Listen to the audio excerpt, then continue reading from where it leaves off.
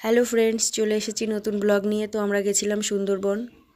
অনেক রাত্রে গাড়ি ছিল, বাস ছিল, তো সেটা তুলতে পারিনি সাইট সিন। তো আমরা এখন পৌঁছে গেছি সুন্দরবনে, ভোর ভোর আমরা পৌঁছে গেছি। তো ওখান থেকে দাঁড়িয়েছিলাম লঞ্চ কখন দেবে তার জন্য ফেরিঘাটে। তো লঞ্চ দিয়ে দিয়েছে, দেখতেই পাচ্ছ সামনে, ওটা আমাদের লঞ্চ, আমাদেরই ভাড়া করা ছিল। আমরা 56 জনের ছিলাম। তো যে কারণে আমরা লঞ্চের দিকে এগিয়ে আসছি, লঞ্চে উঠবো। কতটা ভোর তোমরা দেখতেই পাচ্ছ, চারিদিকে সিন দেখে তোমরা বুঝতেই পারছো। আমরা খুব ভোর ভোর লঞ্চে উঠেছি। তো লঞ্চে উঠে যে যার জায়গায় ব্যাগ রেখে সিট নিয়ে বসে পড়েছে সাইট সিন দেখবে বলে।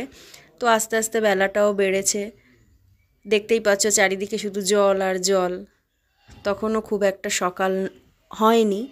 কটা বাজে, আমাদের লঞ্চ ছেড়েছিল 7টার পরে। তো যতটা হওয়া উচিত, দেখতেই পাচ্ছ কি সুন্দর লাগছে। তো আমরা এখান থেকে সোজা যাব গোসাবা, ওখানে হ্যামিল্টনের বাংলো দেখব, রবীন্দ্রনাথের বাংলো দেখব। দেখে আবার আমরা লঞ্চেই ফিরে আসব। এই যে দেখো, লঞ্চের মধ্যে যেহেতু রান্নাবান্নার সব ব্যবস্থা হচ্ছে, তো সবাই সবার কাজে লেগে গেছে, রান্নাবান্নার কাজে কাটাকাটি করতে শুরু করে দিয়েছে। তো আমরা যেহেতু লঞ্চের ভেতরেই থাকার ব্যবস্থা আছে, আমরা আর হোটেল নিইনি। আমরা এক একটা স্টপেজে নামবো, দেখবো, ঘুরবো, আবার লঞ্চেই ফিরে আসবো। তো একটা একটা টপিক তোমাকে দেখাবো। তো প্রথম দিন আমরা যেখানে গেছিলাম সেটাই তোমাদেরকে দেখাচ্ছি। তো আমরা যেহেতু স্নান করতে পারিনি, তো আমরা লঞ্চেই স্নান টান সেরে রেডি হচ্ছি, যাব করে নামবো। যে কারণে স্নান সেরে আমরা সব রেডি হচ্ছি। দেখতেই পাচ্ছ এই যে বিছানা দেওয়া, লঞ্চের মধ্যে থাকার ব্যবস্থা। তো আমরা 56 জন ছিলাম না, যেহেতু আমাদের অঢেল জায়গা ছিল সেই কারণে। তো রেডি হচ্ছি, স্নান সেরে যাব। প্রথমে গোসাবা নেমে ওখানে একটা বাজার আছে, বাজারের একদিকে হ্যামিল্টনের বাংলো, অন্যদিকে রবীন্দ্রনাথের বাংলো।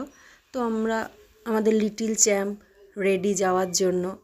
তো আমরা নেমে প্রথমে হ্যামিল্টনের বাংলোর দিকেই যাচ্ছি।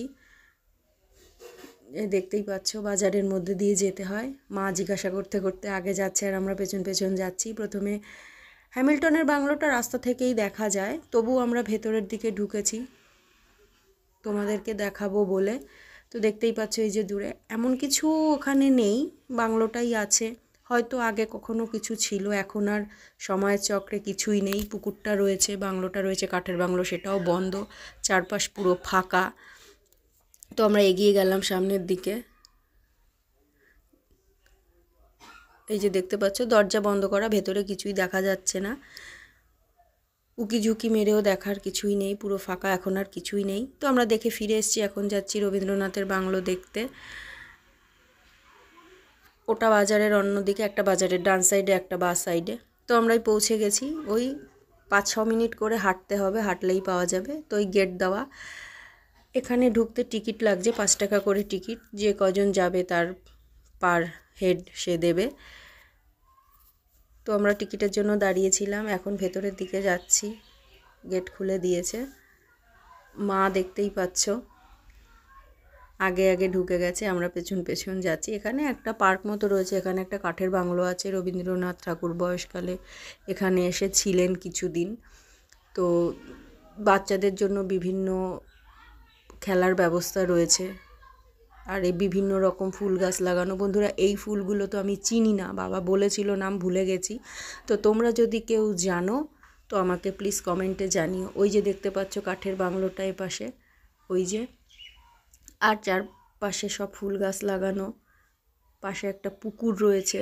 তো যেহেতু হাঁটতে হাঁটতে দেখাচ্ছি, এই যে গাঁদা ফুল, তো ছবিটা কেঁপে যাচ্ছে, দেখো। ফুলগুলো সত্যি অসম্ভব সুন্দর লাগছে দেখতে, সাদা, পিঙ্ক, হলুদ, দারুণ লাগছে। সব বিভিন্ন মূর্তি বানানো রয়েছে, দেখো চারপাশটা। বাবা মা অলরেডি আগে পৌঁছেই গেছে, আমি যেহেতু ভিডিও করছি সেই কারণে আমি পেছনে পড়ে গেছি। দেখো ওই যে দাঁড়ানো বাবা আর মা।